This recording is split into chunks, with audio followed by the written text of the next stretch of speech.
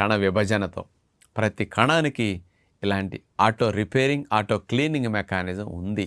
ఈ auto repairing auto cleaning మెకానిజంని detox mechanism అంటారు, లేదా ఆటోఫాగి మెకానిజం అంటారు. ఈ డీటాక్స్ బాడీలో బాగా జరగాలి, అట్లా జరిగితేనే మనం ఆరోగ్యకరంగా శరీరం లోపల పరిశుభ్రంగా రక్షణ వ్యవస్థతో మంచిగా ఉంటుందన్నమాట.